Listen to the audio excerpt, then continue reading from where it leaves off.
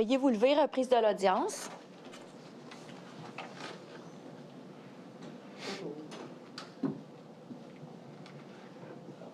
Vous pouvez vous asseoir.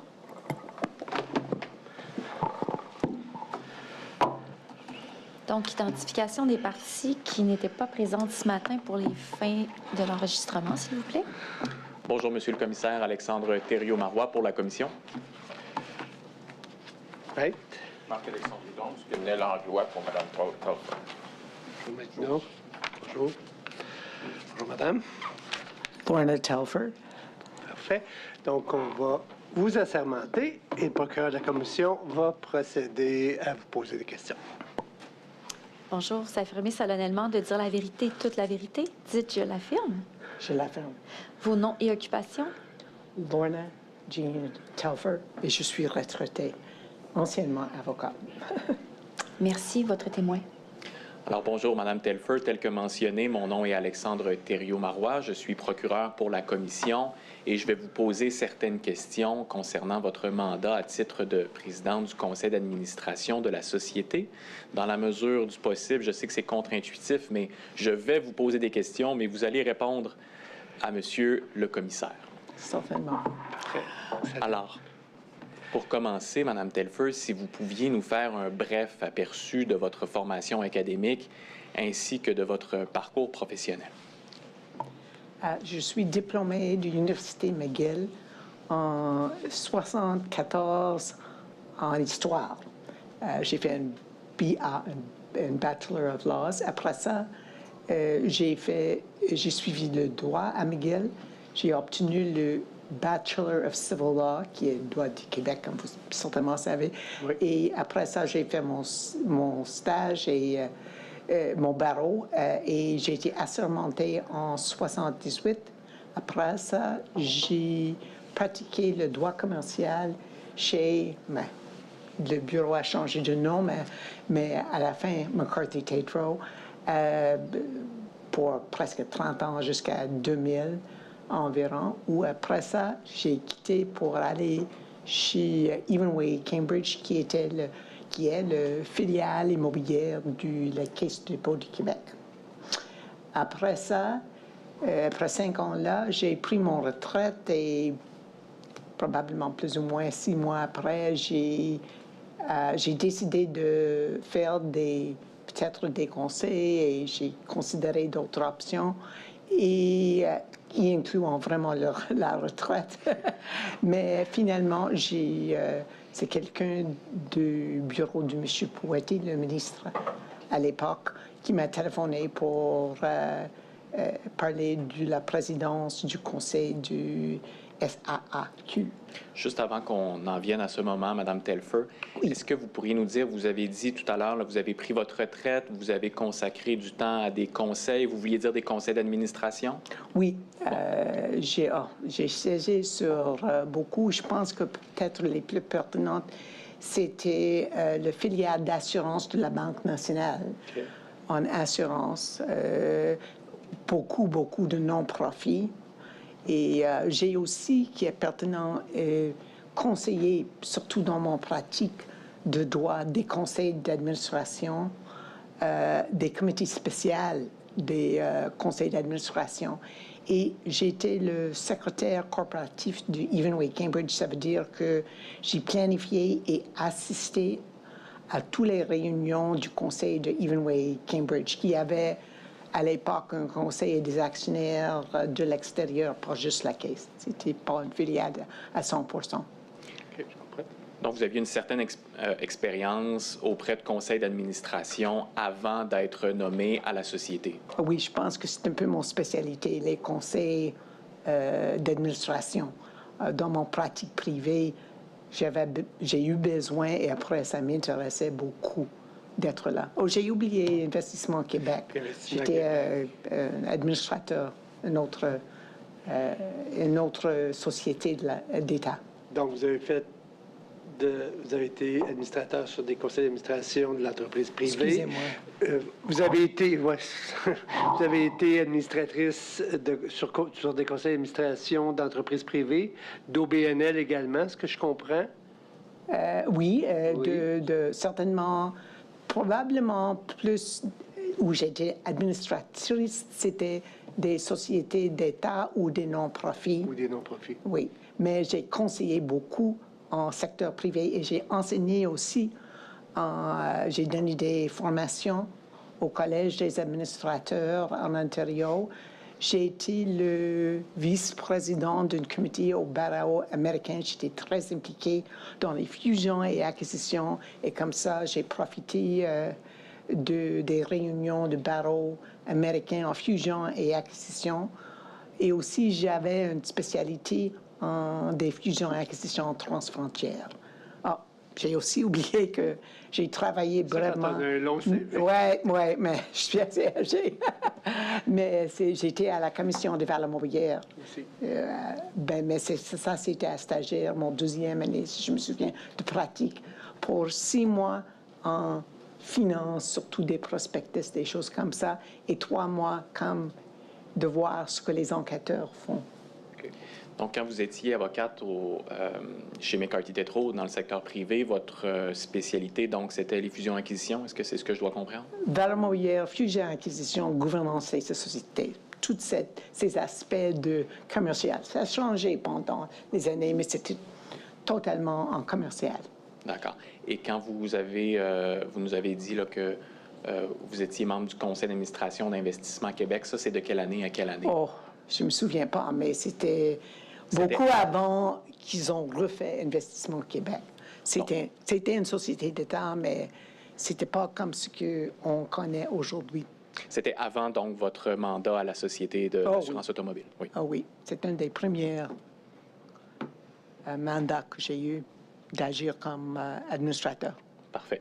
Et donc là, si je vous pose d'abord la question, à quel moment vous avez commencé à siéger au conseil d'administration de la Société? C'était avec le décret en janvier 2016. Parfait. Et quel est votre poste à ce moment-là au conseil d'administration? Président du conseil. Vous avez toujours été président du conseil d'administration? Oui, j'étais jamais juste administrateur. J'étais demandé de servir comme président. Ça veut dire que j'ai suivi M. Morneau et j'étais avant M. Sioui. Parfait. Et donc, avant, là, je vous ai interrompu, mais vous étiez sur le point de nous expliquer comment vous avez été nommé au conseil d'administration. Intéressant. J'ai eu un appel, j'oublie de qui, qui travaille hier avec le ministre des Transports, qui m'a parlé un peu de ça et j'ai dit non, ça ne m'intéresse pas. Et puis, quelques semaines après, j'ai reçu un autre appel qui m'a demandé est-ce que vous seriez prête à rencontrer M. Poetti, à l'époque le ministre des Transports. J'ai dit oui, il faut le rencontrer. Et effectivement, je l'ai rencontré dans ce bureau, dans ça, le 15 octobre. J'ai vérifié dans mon agenda avant de... Qu'est-ce que vous voulez dire par ce bureau? Cet édifice. Cet édifice ici? Le bureau du ministère de Transport à l'époque. Qui était ici? Oui. Et là, vous dites donc en octobre 2015, je présume? Exact. Parfait. Exact. Et lui, il était assez convaincant. Et j'ai dit, à mon âge, quand j'ai considéré après, j'ai dit, c'est soit je fais maintenant ou rien, et je veux redonner à la société, aux Québécois. Et ça avait l'air une bonne combinaison de choses. J'ai aussi, je connais Marianne Tawil, qui était une autre avant. Elle était une jeune chez McCarthy avec moi. J'ai travaillé avec elle. Comme ça, j'ai téléphoné à elle de dire qu'est-ce qu'elle en pense. Attendez, juste pour qu'on vous suive bien, là. Madame Tawil était donc une ancienne présidente du conseil d'administration de la Elle Société. a terminé son mandat et elle n'était plus là, mais elle était là pendant des années comme présidente du conseil, avant M. Morneau. D'accord. Et donc là, quand on vous a fait l'offre, vous l'avez appelé pour avoir un peu plus de détails? Exact, pour dire comment ça fonctionne, est-ce que vous avez aimé ça? Et elle était très enthousiaste. Et comme ça, finalement, j'ai décidé d'accepter. Et vous la connaissiez comment, Mme Tawil? Elle était avocate chez McCarthy Tétrault. elle est beaucoup plus jeune que moi, mais c'était un des meilleurs. Et elle a aussi marié avec quelqu'un du même bureau que mon mari. Les deux étaient chez Steigman, mais c'était à l'époque. Moi, et je pense qu'elle ne s'est pas mariée. Moi, je n'étais pas mariée. Non, excuse, dites pas ça à mon mari. J'étais mariée. les années commencent. Mes excuses. Si on revient donc à la rencontre avec M. Poitiers, peut-être nous situer, là, c'est une rencontre qui a duré combien de temps environ? Oh, presque 1 heure, je pense. Okay. La chose qui m'a impressionnée est que j'ai essayé de souvenir, mais il n'y avait pas beaucoup de monde autour. Je pense qu'on était seuls. Peut-être il avait une personne avec lui, mais je ne pense pas. Okay. Il a juste me parlé de son vision et l'idée de Québec et les responsabilités. Et moi, j'ai dit, est-ce que vous voulez quelqu'un, effectivement, qui a mon bagage? Il a dit oui. J'aime le fait que vous êtes quelqu'un qui connaisse la gouvernance, qui est capable et qui n'avait pas peur de faire quoi que ce soit qui est nécessaire. Non, mais justement, si vous pouvez être un peu plus explicite sur qu'est-ce qu'il recherchait, M. Poitiers, pourquoi vous, qu'est-ce qu'il vous demande, est-ce que vous nous dites là, qu'il a partagé avec vous sa vision de la société. Qu'est-ce que c'est, justement, cette vision de la société de l'assurance automobile de M. Poitiers? J'essaie de me souvenir, mais je me souviens qu'on a parlé de société d'État parce que c'était un intérêt particulier de moi et il était en train de me convaincre que ça serait intéressant pour moi. Mais il a parlé surtout de la nécessité de bonne gouvernance, bonne structure en gouvernement et d'attirer les personnes de compétence dans la fonction publique, dans les sociétés d'État, dans tout. Et est-ce qu'on a, lors de cette rencontre, à votre souvenir, est-ce qu'on a fait mention du projet CASA ou de la réforme en matière de... Je ne me souviens pas. Je doute fortement, mais je ne me souviens pas du tout. Okay. Et est-ce que vous, à cette époque, là, je comprends que vous avez une spécialité, si on veut, en gouvernance, mais vous n'avez pas de compétences ou d'expérience particulière en matière de technologie de l'information ou d'implantation d'un PGI? Non, mais j'ai oublié de mentionner qu'une des choses que j'ai fait avant d'accepter, comme j'espère tout le monde, j'ai demandé de parler avec Nathalie Tremblay. Qui était la PDG à ce moment-là. Excusez? Qui était la PDG à ce moment-là. Oui, exact, monsieur le commissaire, excuse. Et c'est le vendredi après que j'ai rencontré Mme Tremblay dans les bureaux de SAC, du conseil de SAC, ici à Montréal, et on a passé 1 heure ou plus ensemble, et elle a mentionné CASA dans ses descriptions de toutes les choses, les dossiers qui étaient importants. Est-ce que Mme Tremblay était seule lors de cette rencontre? Je pense que oui. Okay. Mais honnêtement, c'est juste un souvenir. J'ai actuellement oublié de façon que ça déroulait avant de regarder mon calendrier. J'ai fait « Ah oui! » Et là, j'ai rappelé que je l'ai rencontré là. Et quel était l'objectif? C'était une première rencontre. Oui. Pour moi, d'avoir la chance de demander à elle, parce que je n'ai pas accepté la position, je pense, à cette époque-là. C'était pour voir si c'est quelque chose qui m'intéressait. Et sur le projet CASA, est-ce que vous vous souvenez qu'on vous ait dit quelque chose de spécifique sur l'état d'avancement ou sur les défis que ça pouvait comporter? Non. Non. Je ne me souviens pas. Quel était... bon, vous dites que vous êtes à la retraite, que vous acceptez ce mandat. D'abord, vous rappelez là, la durée d'un mandat d'un ou d'une présidente du conseil d'administration, c'est combien de temps? 5 ans. Bon. Est-ce qu'à ce moment-là, vous aviez déjà en tête de faire un mandat, 2 mandats? Un mandat. C'était déjà clair pour vous à ce moment-là? Dans mon esprit, c'est ça. D'accord.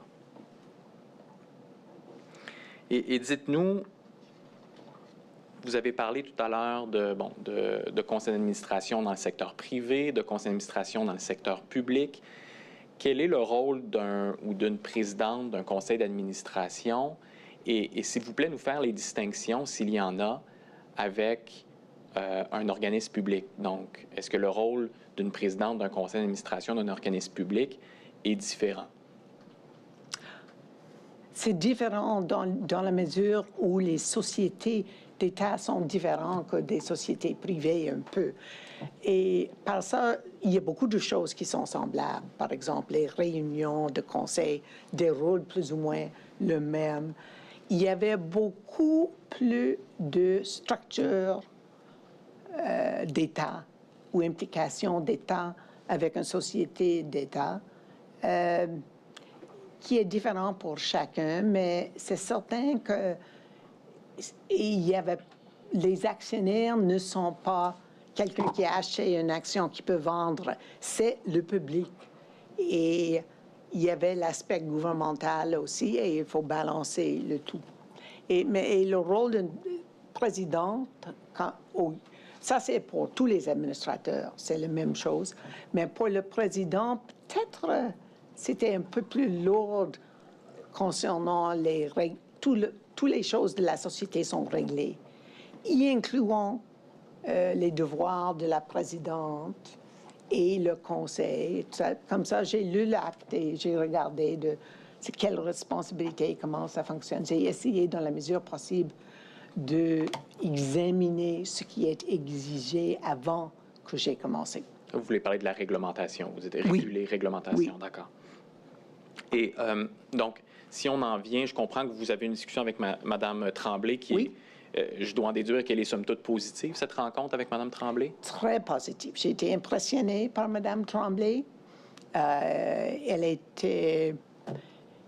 a répondu à toutes mes questions. Elle a bien expliqué sa façon et sa direction et comment elle voit le rôle d'un président du conseil, un président. J'étais contente avec ça après la rencontre. Et donc là, suite à cette rencontre-là, vous téléphonez ou vous prenez contact avec le bureau de M. Poitiers. Vous dites que vous acceptez les responsabilités. Oui. Votre premier conseil d'administration est en date du 18 février 2016. Exact. Parfait. Juste avant, oui. Tétro Marois, je vais le mettre dans mes notes tout de suite. C'est janvier 2016 et Nommé 2016.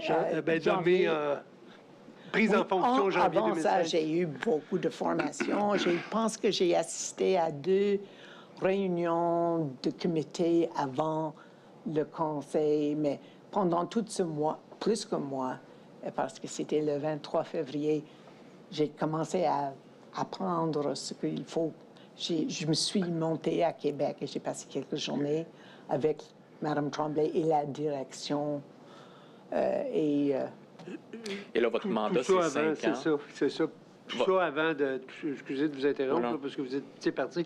Tout ça avant de faire avant de présider votre premier conseil d'administration. Oui. Je pense que j'ai aussi rencontré certainement celui que je peux des administrateurs avant de commencer, mais je pense que j'ai rencontré peut-être 2 ou 3 avant et tout le monde après, parce que j'ai essayé d'avoir des rencontres avec chaque administrateur régulièrement. Et là, votre mandat, donc, c'est un mandat de 5 ans. Ça nous amène en 2021. Oui, janvier 2021. Et j'ai complété mon mandat de 5 ans.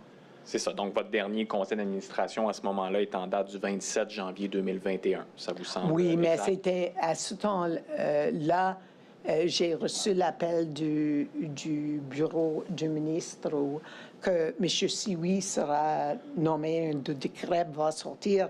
Comme ça, vraiment, ce que j'ai dit est de faire l'annonce de mon départ. Et à mes souvenirs, c'est tout ce que j'ai fait à cette réunion. Parfait. Presque tout. Lorsque vous êtes nommé, est-ce que vous avez une rencontre avec M.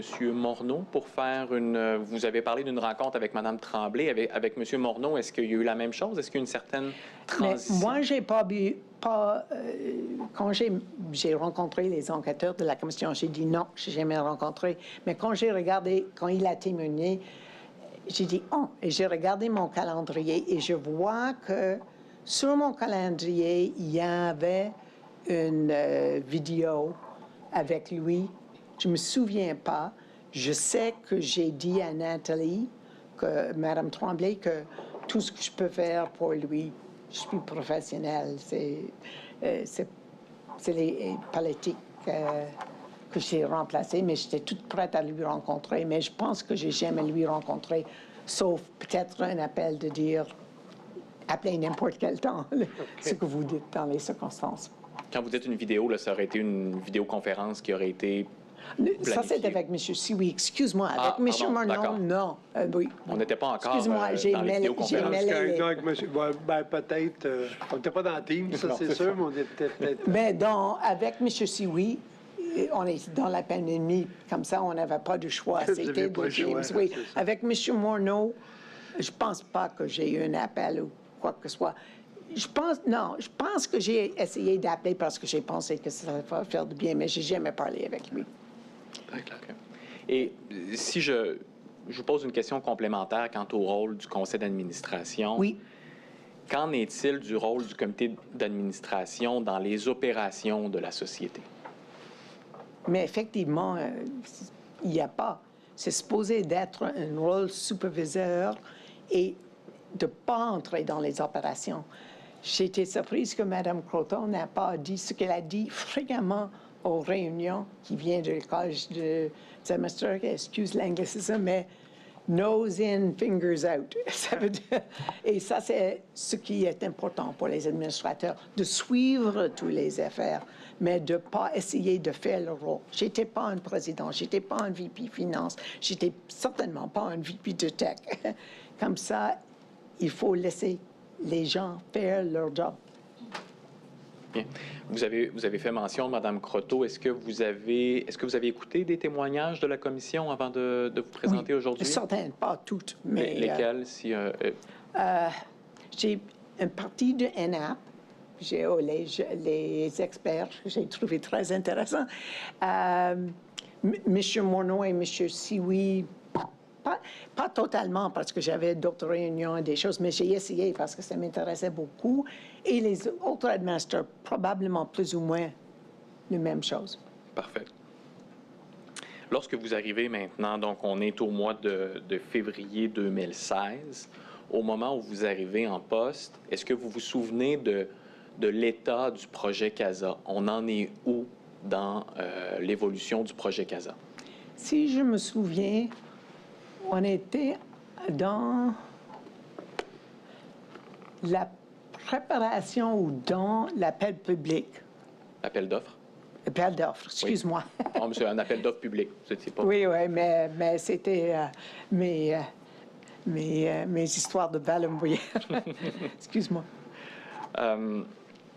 Donc, le contrat n'a pas été signé encore avec l'Alliance, c'est ce que je comprends, c'est votre souvenir. Ça, je me souviens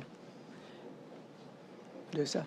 Et à quel L'Alliance n'était pas choisie parce que je me souviens qu'il y avait 3 candidats, puis seulement 2 qui ont continué, et puis après ça, le choix a été fait.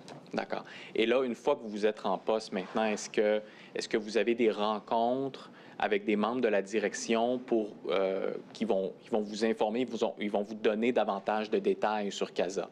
Ou bien c'est des choses que vous allez apprendre au fur et à mesure, au fil des rencontres du conseil d'administration? Probablement, j'ai eu plus d'informations à l'époque parce que j'avais des formations sur qu'est-ce qui arrive dans chaque département. J'ai rencontré chaque membre de la direction. C'est Mme Tremblay qui a arrangé toute la formation. Et certainement, je présume que Carl a parlé de CASA, mais je ne me souviens pas. Donc, Carl Malenfant? Oui, M. Malenfant. Donc, vous dites que vous avez rencontré M. Malenfant J'ai rencontré avant les M. rencontres. Fenêtre, tout le monde de la direction. La direction, à l'époque, était peut-être toujours les vice-présidents de la société. Oui. Donc, vous les avez rencontrés avant votre première rencontre du conseil d'administration? Oui, je pense que oui. Et là, on présume, vous vous souvenez pas de la rencontre en détail avec M. Malenfant? Qu'est-ce qui a été Dans chaque réunion, ils ont essayé de me former très vite sur ce qu'ils font et qu'est-ce qui arrive avec la société à l'époque. C'est tout ce que je me souviens. Je ne me souviens pas les détails d'une réunion avec lui. Ce n'était pas la place pour rentrer dans les détails dans un dossier. Très bien. Pour ce qui est des autres membres du conseil d'administration maintenant, vous êtes PCA, vous siégez avec d'autres membres, disons, réguliers. Oui. Est-ce que vous avez participé vous-même au recrutement de membres du conseil d'administration? Activement, je pense que c'est probablement où j'ai passé, où j'avais une expérience qui peut aider le plus. Mais n'oublions pas que tous les administrateurs sont nommés par le gouvernement. C'est une grande différence que privé. Et moi, j'ai travaillé fort à identifier les besoins sur le conseil et aussi à les remplir. Par exemple, dans technologie, Anne-Marie Croteau avait déjà 9 ans d'expérience sur le conseil. Elle est presque à la fin du deuxième mandat. Elle a été débordée. Elle était pas doyenne à l'époque, mais elle était en route pour quelque chose de spécial. Et aussi, elle avait le problème qu'elle était nommée administrateur d'Hydro, je ne sais pas en quelle année. Hydro-Québec. Hydro-Québec. Et je pense que le gouvernement m'avait indiqué quand j'ai fait le recrutement qu'ils n'aiment pas avoir des administrateurs avec 2 conseils. On avait une autre qui a continué. Mais effectivement, c'était évident. Elle a déjà passé beaucoup de temps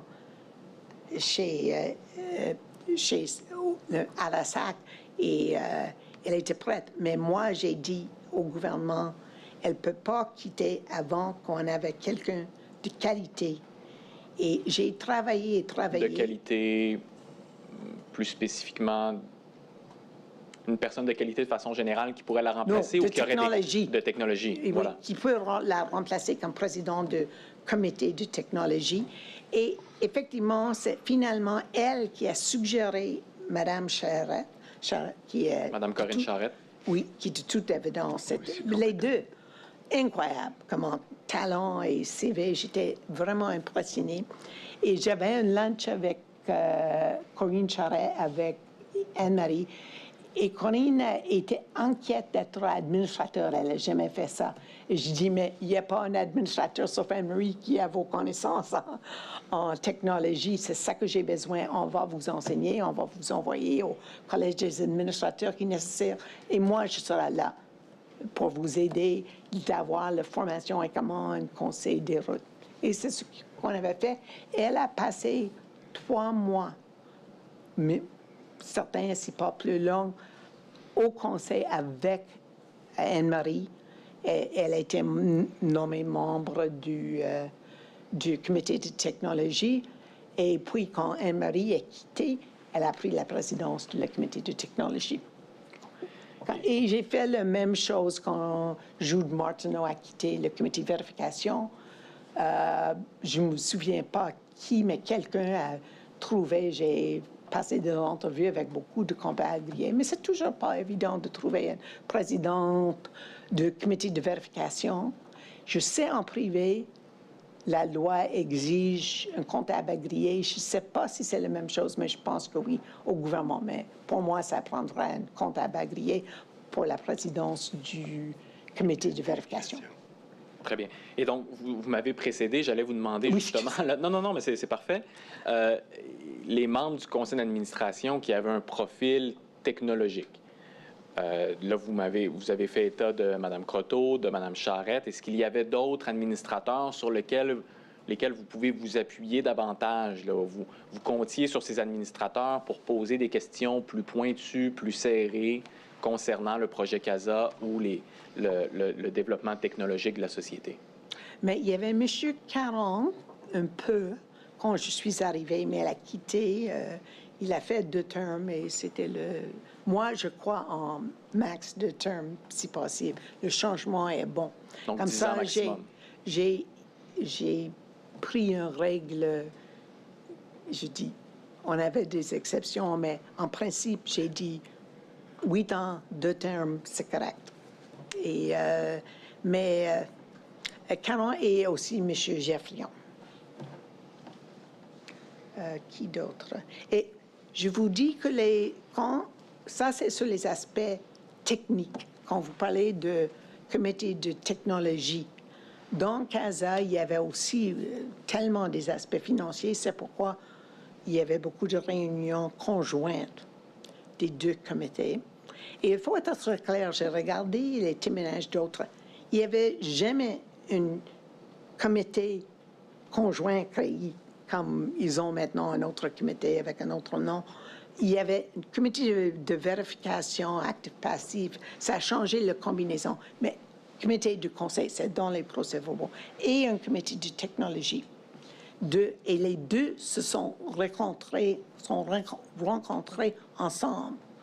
Et pour un projet d'importance, parce qu'il y avait tellement d'expertise, de qualité de personnes en finance en particulier et en actuariat dans le comité de vérification actif-passif, que ça a pu aider les gens en techno qui avaient plus de connaissances en techno quand vous regardez les profils de chaque membre.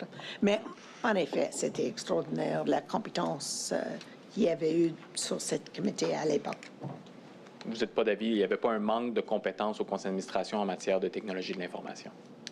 Quand j'aimerais avoir plus, mais quand j'ai eu Mme Charret, avec le départ de Anne-Marie, j'ai dit c'est pas possible. Et j'ai dit ça à un poids supérieur. Prenez pas. Trouvez-moi une, je cherche. Et finalement, c'est moi qui ai trouvé. Et ils ont accepté, ils ont nommé. Parce qu'il peut dire non et nommer quelqu'un d'autre, mais ils ont Mais je comprends que c'est vous qui avez fait des démarches pour trouver Mme Charette et vous l'avez soumis ensuite au... Absolument. Avec l'aide du comité de gouvernance, toujours. Ouais. Mais en termes, sans diminuer le rôle des autres, ce que je comprends de votre témoignage, en termes d'expertise, ressources informationnelles, on a Mme Croteau et on a Mme Charette. Les présidentes. Les présidentes, ce sont vraiment, là, comme on dit en anglais, les tops. Mais les autres membres ont certainement contribué et quelque chose que Anne-Marie a dit, moi, je suis d'accord avec le fait que ça prend un groupe d'échanger et partager pour avoir les meilleurs résultats. Et ça, on a eu avec une compétence. Moi, je n'avais pas, j'étais là, mais j'ai vu, par exemple, François. Geoffrion. Oui. Excusez-moi, mais je suis Geoffrion. Il n'y a pas de problème, je suis là pour ça. Ben oui. Ouais. C'est la collégialité, ça, qu'on Oui. sur ça. Et ça, c'était l'esprit de convivialité au conseil, c'était très important. On était assez formel à les réunions parce que ça prend la structure pour arriver à tous les dossiers qu'on avait à traiter, mais c'était vraiment un conseil très collégial. Madame Telford, on dirait que vous avez eu copie de mon plan d'argumentation, d'interrogatoire, parce que vous êtes toujours à la question que j'allais vous poser. J'allais vous questionner sur le comité conjoint, justement. Vous nous dites que c'est pas un vrai comité, pourtant on a des procès-verbaux en bonne et due forme du comité conjoint. Oui. Ça se réunit comme un comité conjoint, mais c'était en droit de comité à part. Si vous regardez les procès-verbaux du conseil, vous allez voir où on a annuellement, minimum, des nominations des comités. La loi exigeait certains comités et les sociétés ont créé d'autres. Par exemple, quand je suis arrivée, il y avait un comité de sécurité routière. Et M. Duconnect était le président. Et j'ai demandé pourquoi on a un comité à part, pourquoi ce n'est pas une partie de notre comité. Et Mme Tremblay m'a expliqué qu'avec l'arrivée et avec l'expertise de M. Connect, qui était le président de notre organisme parapublic dans le domaine de sécurité routière, transport, ils ont jugé que c'était peut-être bon d'avoir lui en charge d'un comité comme tel. Et ils ont créé, et on a eu, c'était très efficace, mais on a combiné après, parce qu'on a trouvé, j'ai parlé avec M. Duconnect, et il était d'accord avec ça. Parce que ça prend un peu de temps de commencer à apprendre ce que les comités font. Mais le comité conjoint, donc, oui. Et là, de mémoire, est-ce que c'est sous votre gouverne que ce comité conjoint est mis sur pied ou il existait juste avant votre arrivée? Ça existait. Il avait des réunions, mais pas aussi régulièrement qu'ils avaient eu pendant mon période comme président. Et c'est peut-être parce qu'on avait le projet CASA, on avait besoin. Et on a trouvé, en discussion avec les administrateurs et tristes, on a trouvé que c'est un bon moyen de suivre. Sinon, M. Malenfant et les autres, M. Fenech, auraient dû présenter à 2 comités à part doublement le temps et on n'avait pas les mêmes discussions qu'on avait eues avec 2 ensemble. J'ai vu votre nom sur les procès-verbaux de certains comités conjoints. Quel était votre... Moi, probablement, je pense que j'ai juste dans mes 5 ans manqué 1 ou 2 comités totalement. J'étais toujours là. Attendez, là, vous parlez de quel comité? Vous parlez de... Tous les comités. Vous avez, pendant votre mandat de 2016 à 2021, vous vous êtes présenté non seulement aux rencontres du conseil d'administration, mais dans tous les comités également. Oui. J'ai été nommé d'office sur les comités et j'ai trouvé dans la loi et que j'ai trouvé que c'était un bon moyen pour un président de voir ce qui arrive, les talents des administrateurs et aussi de suivre ce qui arrive dans la société pour les administrateurs.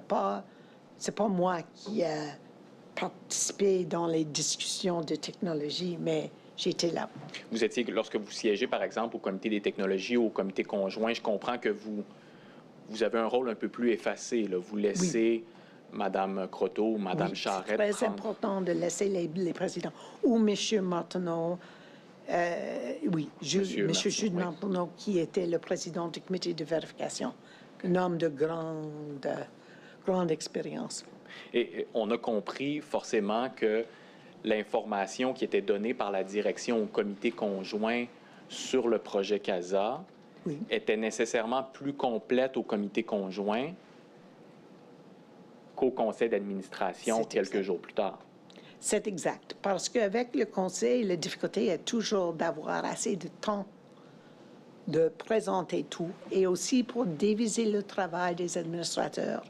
Le vrai cuisine, si vous voulez, de travail d'administrateur a été fait, j'espère, dans les comités. Et après ça, ils ont donné un rapport de leur session et les choses importantes, toujours, après, au conseil. Mais vous aviez, je comprends que vous aviez personnellement le portrait global, puisque vous avez siégé au comité. Probablement plus que beaucoup de monde, ça c'est certain. Bien. On a parlé un peu tout à l'heure de Mme Tremblay.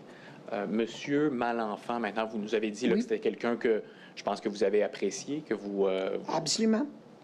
Et Monsieur Malenfant, maintenant, quelle était votre appréciation du travail de Malenfant pendant votre mandat? Comme je dis, je ne suis pas quelqu'un de technologie, mais j'ai été bien impressionné par M. Malenfant.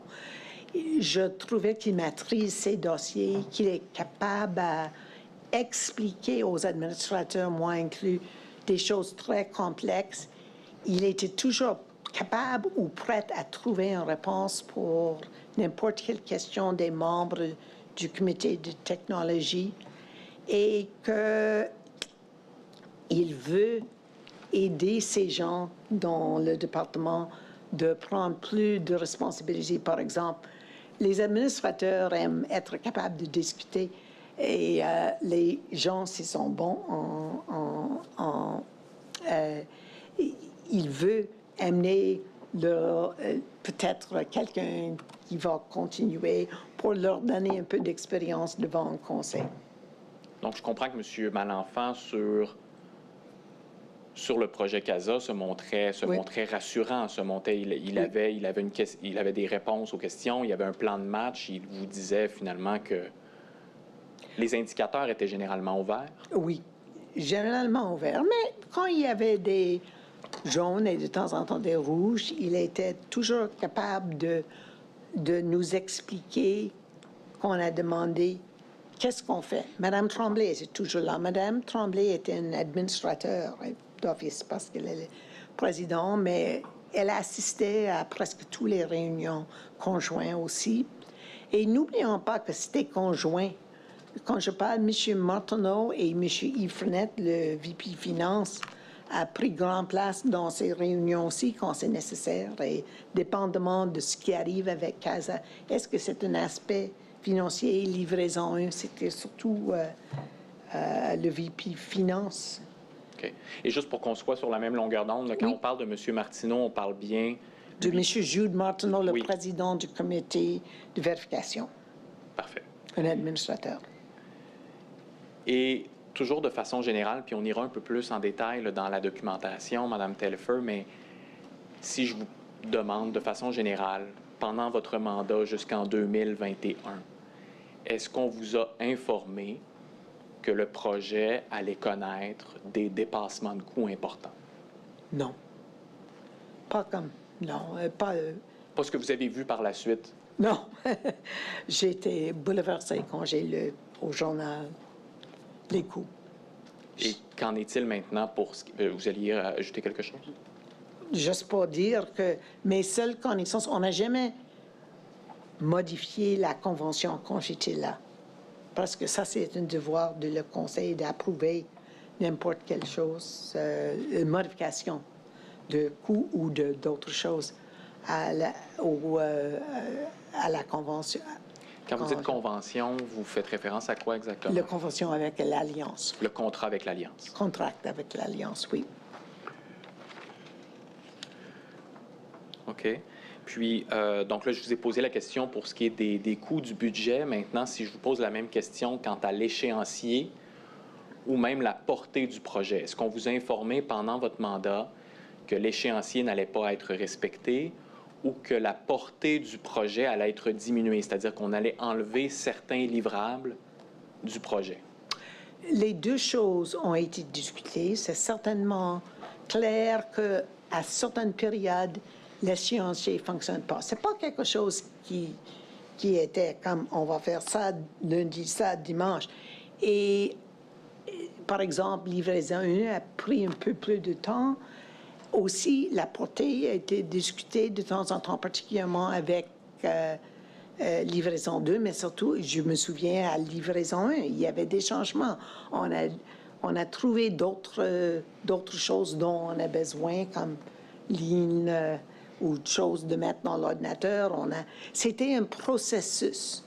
C'était façon quand Mme Croteau a témoigné d'un processus agile, et je me souviens de ça, que tout le monde a eu besoin d'apprendre un peu plus de c'est quoi s'agit-il, et on avait eu une formation pour les administrateurs de c'est quoi, comment ça fonctionne. Ils ont apprécié ça. Je pense que c'était le collège des administrateurs qui l'a présenté. Là, juste, puis je sais pas, je veux pas vous piéger, mais je veux simplement savoir, là, pour s'assurer qu'on soit sur la même longueur d'onde pour la suite. Quand vous parlez de livraison 1, oui. Pour vous, qu'est-ce que ça comprend, la livraison 1? Surtout administration, finance, des choses comme ça. D'accord. Et livraison 2, à ce moment-là, c'est? C'était plus les choses comme les permis de conduire, les choses Parfait. Qui vont plus au public. Et livraison 3, c'était l'indemnisation en grande ligne. Il y avait des choses qui ont bougé d'une livraison à l'autre. Il y avait toujours... Ils ont discuté beaucoup. C'était très, très complexe.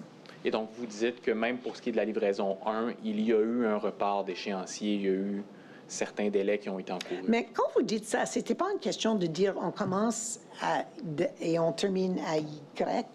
C'était plus si on avait donné 3 mois pour faire quelque chose, est-ce qu'on a un bon stade? Parce qu'ils ont divisé, ils ont coupé en morceaux, ils ont eu des stades, ils ont eu des race-F, c'était très complexe, l'organisation du travail.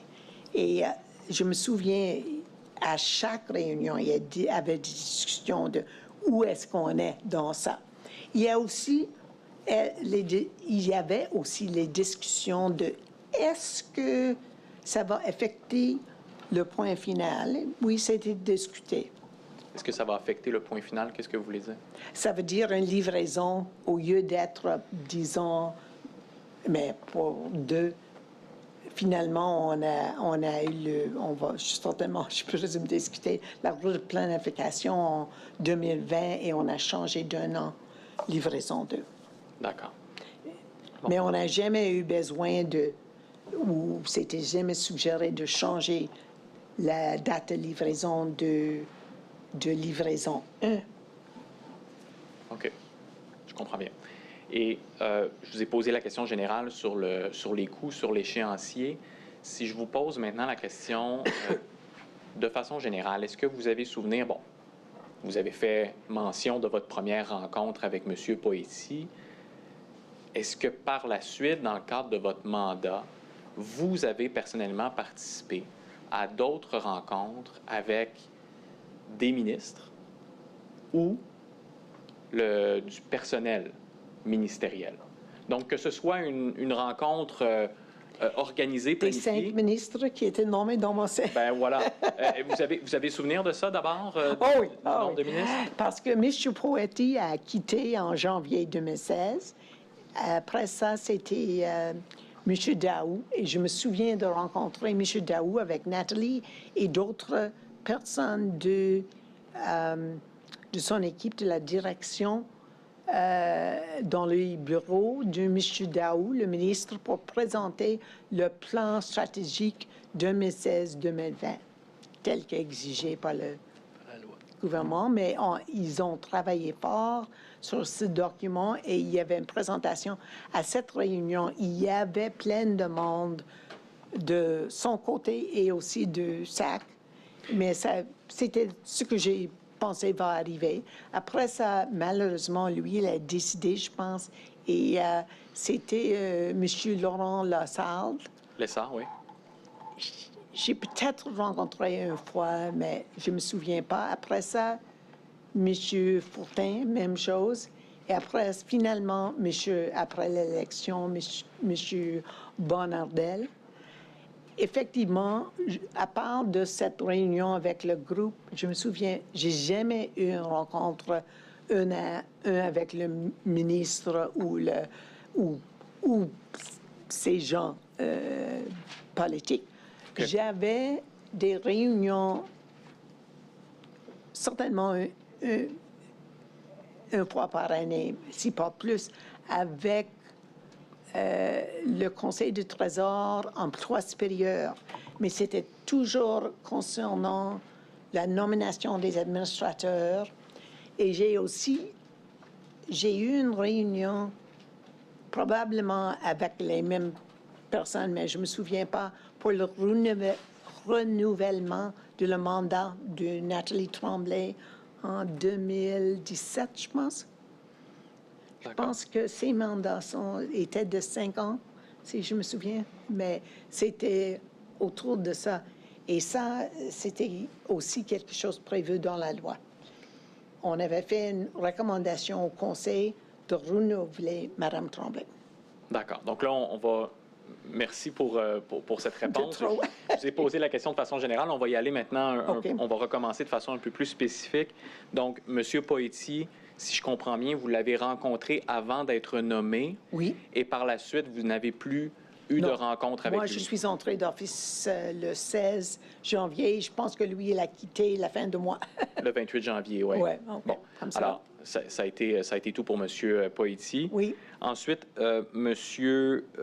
Daou, donc... Oui, jusqu'au mois d'août, si je me souviens. Oui, vous avez une bonne mémoire. Ou vous avez fait vos regardé. devoirs. Un des deux, oui, c'est ça. Donc, mais je n'étais pas certain de l'ordre ni combien. J'ai été surprise. 5. Donc, M. Daou, vous avez mentionné... le plan stratégique. Le plan stratégique, pardon. Donc, forcément, il est question... Alors, là, vous dites, vous êtes avec Mme Tremblay. Oui, et la direction. Et la direction, le reste de la direction de la société. Je présume que M. Malenfant était là, tout le monde. Et M. Daou est là avec son personnel? Oui. Et vous êtes ici, vous êtes dans les bureaux du ministère des Transports? Oui. Ici, je parle de l'édifice, je ne parle pas de la salle? Exact. Bon. Et à ce moment-là, est-ce qu'il est question de CASA? Oui, probablement, parce que le plan stratégique fait mentionner que c'est une partie des plans de la société. D'accord. Mais Donc, pas spécifiquement de CASA, c'était comme modernisation des processus et des utiles de CASA. C'est quand exactement la rencontre avec M. Daou et son personnel? Excusez-moi. C'est quand exactement la rencontre avec M. Daou et vous avec la direction de la SAC et M. Daou avec son personnel? En avril 2016, je pense. Avril 2016? c'est fort possible.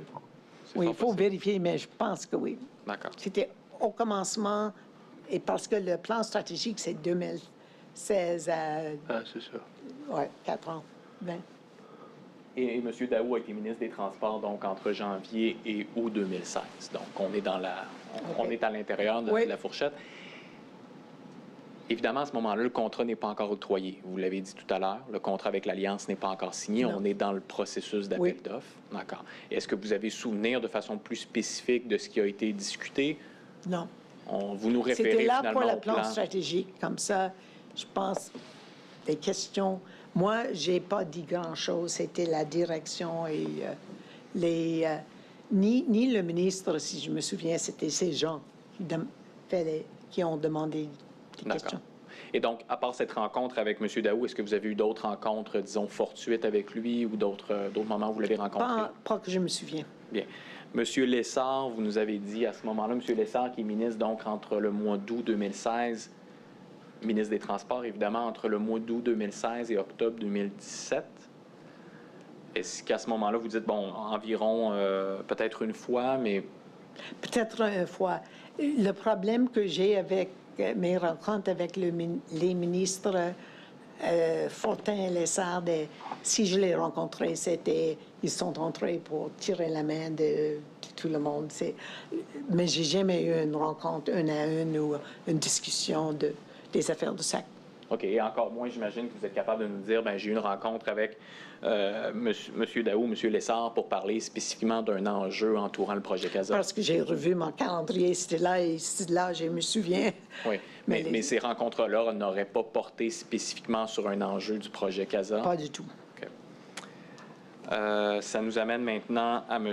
Fortin, André Fortin, qui a été ministre des Transports encore là, pour environ un an, là, de octobre 2017 à octobre 2018. Est-ce que, pour lui, vous dites... Je me souviens pas rencontrer. Je vais dire que j'étais déçue du manque de réunion avec le ministre parce que j'ai trouvé ça intéressant. Mais je ne sais pas si Mme Tremblay et la direction ont rencontré le ministre. Ils ont eu certainement des échanges avec la cabinet, l'emploi, tout le monde. Il y avait tellement de départements qui étaient liés ou qui avaient un intérêt dans la SAC. D'accord. Et M. Bonnardel, maintenant, changement de gouvernement en Oui. 2018, est-ce que... Puis là, M. Bonnardel va rester ministre des Transports jusqu'à votre départ de la société. Est-ce qu'avec M. Bonnardel, vous avez eu des rencontres? Je pense que c'est M. Bonnardel, mais est entré à une réunion de conseil ou à la fin d'une réunion de conseil pour tirer le main avec tout le monde et aussi pour expliquer les orientations du gouvernement. C'était pas du tout... Et honnêtement, je me souviens pas si c'était lui ou un des anciens ministres. Je pense que c'est M. Bonnardel. Il a fait ça. Moi, j'ai certainement, et je pense Mme Tremblay aussi, avait certainement encouragé un lien capable de parler si nécessaire. Mais j'ai jamais eu une rencontre avec un ministre de parler d'un dossier. Et encore moins CASA, donc. Certainement pas CASA. Et là, vous dites qu'il y a un ministre, probablement M. Bonnardel, qui... Vous étiez dans la salle du conseil, puis il est entré finalement se présenter. Il est rentré, tiré la main de tous les administrateurs, Oui. s'asseoir aux têtes dans ma place habituelle et je me souviens, les orientations de gouvernement, incluant la diversité, économie durable, des choses comme ça. Et est-ce que vous, à un certain moment, vous avez demandé une rencontre avec le ministère des Transports? Moi, j'ai jamais demandé une réunion avec lui et j'ai parlé assez souvent avec Madame Tremblay de dire est-ce que j'ai besoin de contacter directement ou nous de contacter pour une réunion ou faire quoi que ce soit. Et elle qui a toujours présenté beaucoup à nous pour les réunions, a dit, mais ça dépend du ministre, mais chaque fois que je parle au cabinet du ministre ou attachés politiques, ils sont tellement occupés qu'ils ne veulent pas avoir ce type de réunion. D'accord. Je dois dire, j'ai été très surprise quand... Je reviens Excusez. à l'obligation légale qui est à l'article 14. Oui.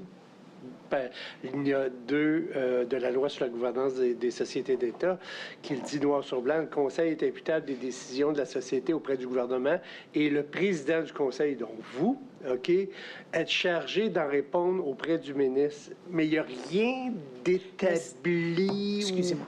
Non, allez-y, allez-y. Juste dire qu'il y a aussi une obligation semblable dans la loi du SAC Oui. qui a dit que j'avais un devoir de répondre au ministère de la part du Conseil de tout ce que le Conseil est responsable, qui était tous les dossiers de l'ESAC. Comme ça, j'avais une responsabilité et certainement, j'étais prête à rencontrer n'importe quel temps, n'importe quelle place. J'ai voulu avoir un peu plus, mais ça venait pas l'interlocuteur de l'autre côté. Oui, et Madame, peut-être j'ai pris, parce que Madame Tremblay avait une grande expérience, une avec les ministres elle était toujours fonctionnaire, et quand j'ai essayé, j'ai discuté ce sujet avec elle, et elle a dit, on fait ce qu'on peut. Je me souviens, j'ai demandé après l'élection, est-ce qu'ils vont changer la présidence du Conseil? Parce que Mme Tawil m'a dit, c'est bien une possibilité. Elle a démissionné, je pense que j'ai déjà dit qu'elle a eu, quand il y avait un changement de gouvernement. Mais moi, j'ai dit, Nathalie a dit, reste là, ils vont vous téléphoner si ça arrive, et j'ai jamais reçu un appel comme tel. Et juste pour être certain, lorsque vous dites, là, vous avez discuté avec Mme Tremblay de la nécessité de rencontrer le ministre, est-ce que vous parliez là, de le rencontrer de façon générale pour parler des grandes orientations de la société ou c'était de façon spécifique pour discuter du projet CASA? Oh, non seulement pour les grands enjeux de société et pour une obligation en droit pour essayer de faire ça. Celle qui est prévue en vertu de la loi. Si j'avais des questions ou si j'ai été au courant de ce qui va arriver à CASA que j'ai lu dans les journaux, je vais dire que je vais certainement demander une rencontre et je n'aurais pas accepté un non si j'ai pensé que c'était la chose à faire. Je n'avais pas peur des ministres, de tout. OK, mais c'est important ce que vous venez de dire. Là. Ce que vous nous dites, c'est que si vous aviez su ce qui s'en venait, les dépassements de coûts, vous n'auriez pas hésité à demander formellement une rencontre avec le ministre. Si j'ai pensé qu'il y avait quelque chose à dire, mais moi, j'ai appris, j'étais pas au courant que les politiciens suivent les journaux et c'est évident, ils ont besoin d'être élus, c'est normal. Et quand on avait eu des manchettes comme ça, mais c'est des années après que je suis partie, et honnêtement, je sais pas quoi dire parce que c'était pas la situation de tout quand j'étais là. Et mais j'ai jamais pensé que le ministre a dit non à une réunion pour éviter d'apprendre quelque chose ou pour discuter quelque chose. Tout ce que moi j'ai entendu de tous les gens du gouvernement que j'ai rencontrés, École supérieure, tout le monde au Conseil du Trésor a dit ça c'est une société bien gérée et on est contente avec la société. Mais je reprends ce que Terio Marois a dit, puis on ne veut pas mettre des paroles dans votre bouche. C'est ce que je veux, moi, c'est vraiment ce que vous dites. Là. Je dis, ce qui fait la preuve, c'est ce que vous répondez, c'est pas les questions. Là. Vous êtes avocate de formation, vous savez très bien de quoi je parle. Mais effectivement, il y a 2 obligations légales. Il y en a une sur la loi sur la gouvernance. Vous me rappelez également qu'il y en a une dans la loi sur la société qui vous donne un rôle proactif. C'est-à-dire, et vous l'avez dit, quand j'étais là, ça ne nécessitait pas ça. Mais s'il y avait eu quelque chose de majeur, j'aurais pas été gêné de le prendre le téléphone. C'est tout ça que j'ai compris de votre témoignage. Mais juste peut-être un peu une précision. Oui. Moi, j'avais pas pensé que j'avais une obligation d'aller tirer sur les manteaux. C'était pas d'être prête à répondre de tout, définitivement, mais pas de... J'avais pas une obligation d'une rencontre avec une ministre. Ben, moi, je lis, là, vous êtes imputable des décisions de la société auprès du gouvernement et le président est chargé. Le mot « chargé », là, ça ressemble un peu à une obligation, là, d'en répondre auprès du ministère. Là. Oui, mais je ne suis pas dans le reproche, là. Moi, excusez-moi, mais je pense que les mots ne sont pas exactement les mêmes. Peut-être que ça fait qu'une différence dans la loi du SAC. C'est un peu différent, mais effectivement, c'est la même chose. C'est certainement que le président a la responsabilité de faire le contact avec le ministre. Puis la même chose, le ministre a une obligation. Par exemple, s'il s'aperçoit qu'il y a quelque chose de majeur, bien, de prendre le téléphone puis d'appeler le PCA. Là. Oui. Et je me sens...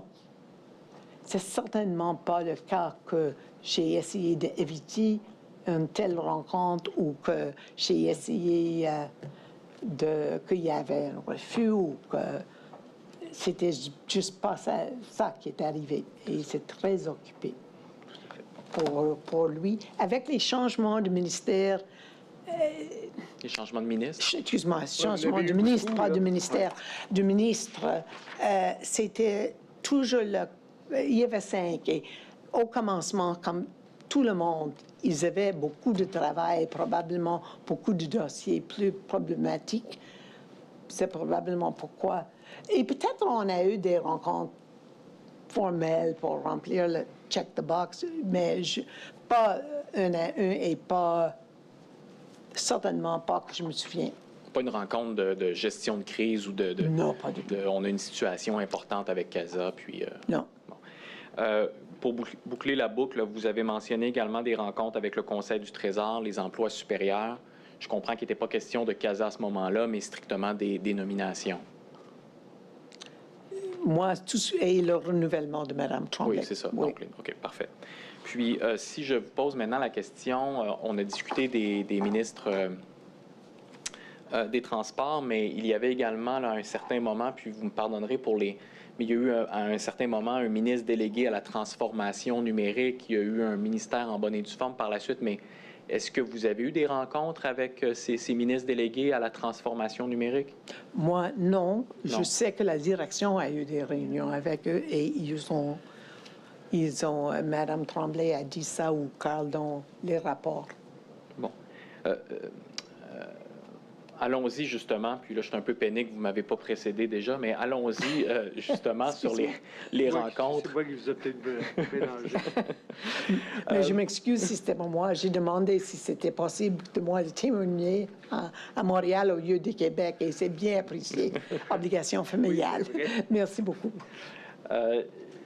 Donc, dans les procès-verbaux, il est question à certains moments, donc les procès-verbaux évidemment pendant votre mandat, Oui. où la direction de la société rencontre le ministre ou son personnel et vient par la suite rendre compte de ces rencontres auprès des membres du conseil d'administration. Oui. Ça, vous avez souvenir de ça? Oui, absolument. Parfait. Est-ce que Mme Tremblay, par ailleurs, faisait des rencontres seule à seule avec vous après ces rencontres avec le ministre ou c'était vraiment de façon générale auprès du conseil d'administration? Mme Tremblay avait... après chaque réunion, on avait une rencontre de passer à travers ce qui est arrivé, des rapports. On a eu des téléphones réguliers pendant tous mes 5 ans, probablement chaque certainement 2-3 semaines, si pas plus. Ça dépendait des dossiers et de ce qui est arrivé. Et s'il y avait, elle a toujours mentionné s'il avait eu une rencontre avec quelqu'un au gouvernement. Et elle vous rapportait donc brièvement là, la teneur des propos avec. Oui. Parfait. Parce que aussi, j'avais des questions de est-ce qu'on aurait dû être concerné? Est-ce que j'ai aussi voulu être certain que le gouvernement essaie pas d'être trop impliqué dans les dossiers de SAC? Parce que ça, c'était quelque chose aussi qui était que pour des sociétés TAS, ça peut être un enjeu si un gouvernement décide d'entrer dans des dossiers et de faire trop. Mais est-ce que vous avez eu l'impression à un moment ou à un autre que l'un des ministères tentait de s'immiscer dans le projet CASA? Non. Non. Non. Et de tous les dossiers, pas juste CASA. Oui, non, c'est ça, je comprends. Mais... Oui, mais CASA, non. Bien. Je vais vous demander, Mme Telfer, de prendre... En fait, pour vous, ça va être l'onglet 1, mais pour Mme la greffière, ça serait donc le procès-verbal du conseil d'administration du 26 avril 2018, 18. qui a déjà été coté, Monsieur le commissaire, sous la pièce 19P37. Oui. Alors, je ne sais pas si c'était possible de l'exhiber à l'écran, plus spécifiquement la page 3. Alors, peut-être, Mme Telfer, prendre le temps de lire là, la section qui s'intitule CASA.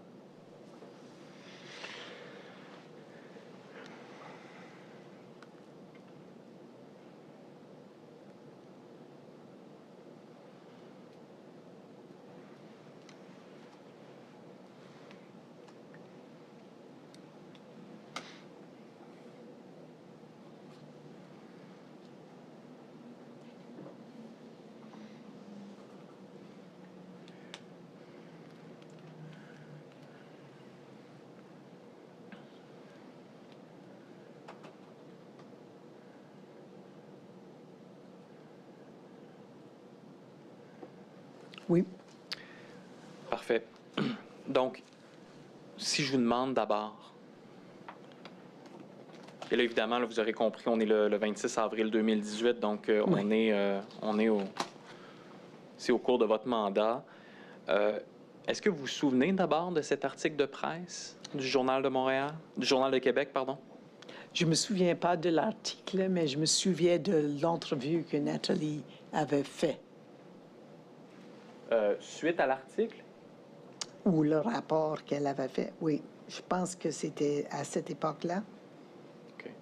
Si je vous suggère là, que le titre de l'article était risque de dépassement, risque de dérapage informatique à la SAC, est-ce que ça vous rappelle quelque chose? Non, pas en particulier, mais je suis pas surprise de ça. Il y avait toujours des articles dans les journaux. Mais là, on est quand même assez tôt dans le processus, Exact. c'est-à-dire c'est l'année suivant l'octroi du contrat. Oui. Et là, les journalistes font état de toute une série de risques, notamment des risques sur le plan des ressources humaines, sur le plan de la délocalisation des employés en Inde, sur le manque de ressources internes. Mais je me souviens que toutes les choses étaient... Je pense que c'est François Veil qui a écrit cet article. Est-ce que j'ai raison? Francis Veil, ça me surprendrait. Je pense qu'il est journaliste à la presse, là, mais Ah, OK. peut-être que je fais erreur, là, je veux pas. Ben, ça fait rien. Je me souviens pas exactement de cet article, mais je me souviens que les gens... on a discuté particulièrement comment on va répondre. Et on avait eu... Ça, c'était vraiment une description de comment que Nathalie a répondu. Je pense qu'elle a pris la parole. Et... Mais c'est intéressant ce que vous nous dites, parce qu'on dirait que la préoccupation est voyez-le pas comme un reproche, là, mais on dirait que la préoccupation à ce moment-là de la société, c'est comment est-ce qu'on va répondre aux médias, comment est-ce qu'on va faire face à l'article, plutôt que d'évaluer les risques qui sont mentionnés dans l'article et de travailler sur un plan pour y faire face, pour faire face à ces risques-là, justement. Et vous comprenez ce que Oui, je comprends, mais je pense que c'est pas juste parce que c'est toutes des choses qu'on a regardées tout le temps avec ce projet. Et moi, honnêtement, j'ai été tellement impressionnée avec le travail que le comité a fait, de suivre tous les risques tout le temps.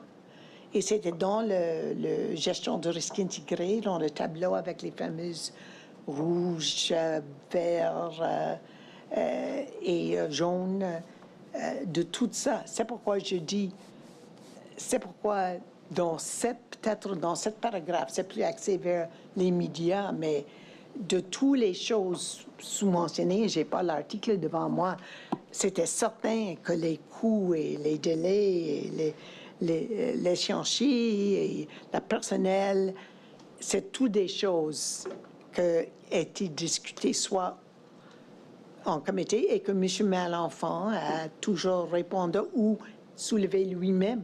Donc, ce que vous nous dites finalement, c'est que quand l'article est sorti, les risques ont été exposés. Vous dites, bien, M. Malenfant avait déjà ces risques en tête et nous avait déjà présenté un plan de mitigation des risques. Exact. Et honnêtement, que ça, c'était en 2016? 2018.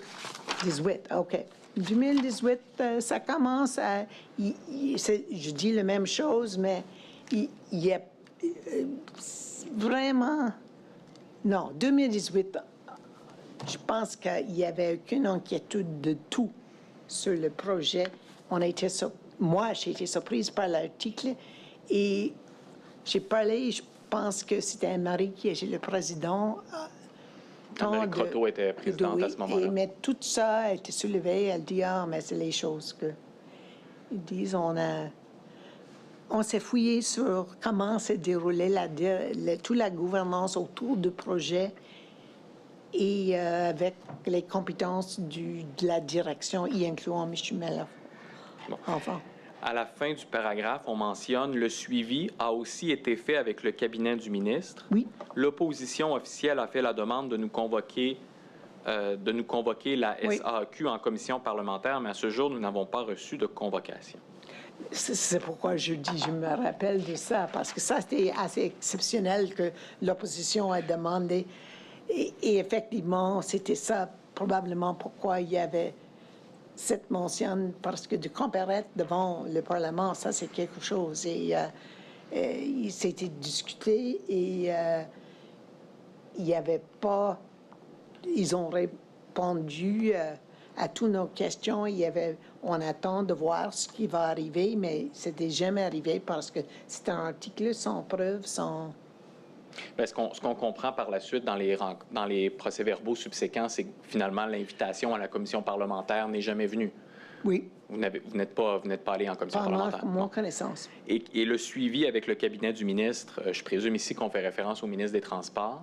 Je présume aussi. Est-ce que... qui a fait le suivi? Avez-vous été impliqué? Non, je n'étais pas impliqué. Je suis convaincue que Nathalie l'a mentionné, qu'elle était là, peut-être M. Malenfant aussi. Mais c'est certain que quand il y a quelque chose qui arrivait, comme l'article, que les gens sont allés voir les personnes nécessaires au gouvernement.